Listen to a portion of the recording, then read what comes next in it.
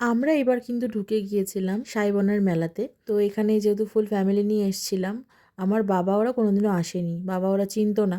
বাবা, মা, ভাই ওরা আসেনি কোনোদিনও। কিন্তু আমি ঠাকুমা যেহেতু আগেও এসেছি, সেহেতু আমরা জানি ভালো করে যে মেলায় কোথায়, কোথায় মেলা বসছে বা কী, কী বসছে সব কিছুই ওদেরকে দেখাচ্ছিলাম। এদিকে দেখো বানা খুব মজা পেয়েছে। এখানে তো অনেক কিছু বিক্রি হচ্ছে এদিক ওদিক। সমস্ত কিছু মানে এখানে এমন কিছু নেই যে বিক্রি হচ্ছিল না।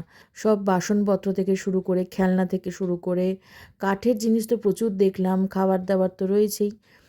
এইবার তোমাদের আসল যে জিনিসটা দেখাচ্ছি, এখানে হচ্ছে মন্দিরে ঢোকার যে রাস্তাটা, সেটা পুজো দেওয়ার জন্য প্রচুর লাইন পড়েছিল। আর আমরা তো সবশেষে ঠাকুর দর্শনই করতে পারিনি, এত ভিড় হয়েছিল, এত লাইন পড়েছিল। আগের বছরও খুব সুন্দর করে ঠাকুর দর্শন করতে পেরেছিলাম, পুজো দিতে পেরেছিলাম, বাট আজকে এতটাই লাইনটা বড় হয়ে গিয়েছিল যে আমরা একদম দাঁড়াতেই পারিনি। অনেকটা দেরি হয়ে গেছিলো আমাদের আসতে, খুবই খারাপ লাগছিলো এবার।